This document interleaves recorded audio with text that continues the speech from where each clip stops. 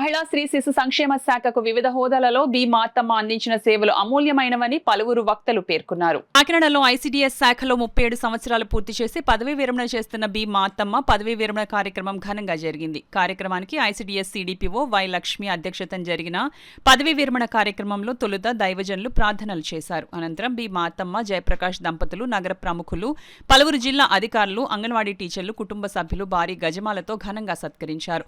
ఈ కార్యక్రమంలో ఐసీడీఎస్ అధికారులు, సిబ్బంది, అంగన్వాడీ కేంద్రం టీచర్లు, ఆయాలు పాల్గొన్నారు.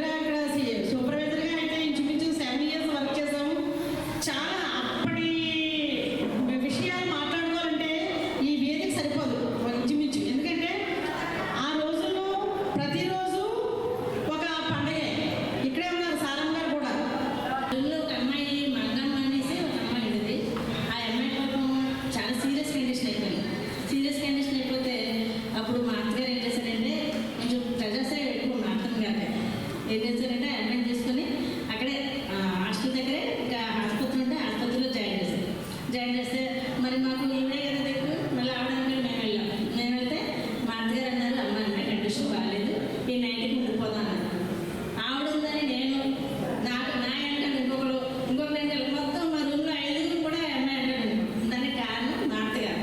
ఆవిడ యొక్క మానవత దృక్పథం అన్నది ఏంటంటే ఎదటోళ్ళు కష్టంలో ఉన్నారంటే మాత్రం వాళ్ళని వదలకూడదు, వాళ్ళ కష్టం నుంచి మనం కూడా తోడు ఉండాలి అనే ఒక విధానం. ఆ విధానమే ఈరోజు ఆవిడ నేను తలా తీసుకొచ్చింది. రిటైర్మెంట్ అందరికీ ఉంటుందండి జీవితంలో, కానీ రిటైర్మెంట్ అప్పుడు ఎటువంటి రిమార్కులు లేకుండా ఉంటుంది చూసారండి, అదే దేవుడిచ్చిన వరం. తప్ప నన్ను ఇంత హింస పెట్టారు, వాళ్ళ మీద రివెంజ్ తీర్చుకుంటాను లేదా వాళ్ళని ఇలా అంటాను అలా అంటాననే తత్వం లేదు. అది ఆవిడ దైవత్వంగా భావిస్తారు. ఆవిడ వృత్తిని, మాటని ఆవిడ దగ్గర నేర్చుకోవాలంటే ఒక జీవితం సరిపోదు, ఏ మాట అయినా సరే. ఒకవేళ నేను తప్పుగా మాట్లాడితే క్షమించండి. ఆవిడ ముందు ఇక్కడ ఉన్న ఎవ్వరం కూడా సరిపోం, కానీ అలా కనిపించరు. అది ఆవిడ దగ్గర ఉన్న సింప్లిసిటీ అన్నమాట. Excellent personality, excellent. ఇంకా చెప్పాలంటే మాటలు సరిపోవట్లేదు. ఆవిడ ఆర్గనైజేషన్లో మా సెక్టారు 2 టైమ్స్ అంటే 2013లో ఒక పుట్టిల్లు మాకు ఆవిడ.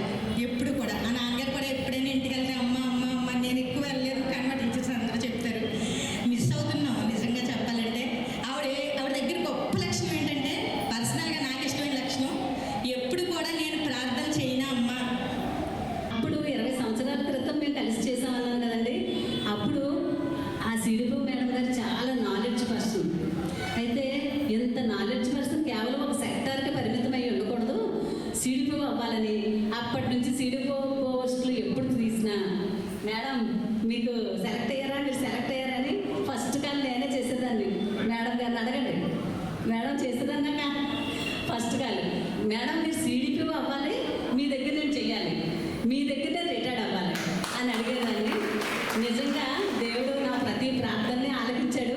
నేను ఎంత పాపినైనా నా ప్రార్థన ఆయన ఆలకించి నాకు ఈ లాస్ట్ టైంలో, ఇంత టెన్షన్ టైంలో దేవుడు మంచి సిడిపోగారు ఇచ్చారండి. దేవునికే మహిమ. కేవలం దేవుని కృప వలన మాత్రమే సిడిపోగారు అవ్వాలని నేను ఎంతో ప్రార్థన చేశానండి. నిజంగా ఖచ్చితంగా సిడిపోగారు అవ్వాలి, మా దగ్గర ఉండాలి, నేను ఆమె కింద చెయ్యాలని దేవుడు అంత గొప్ప తండ్రి ఇచ్చాడు.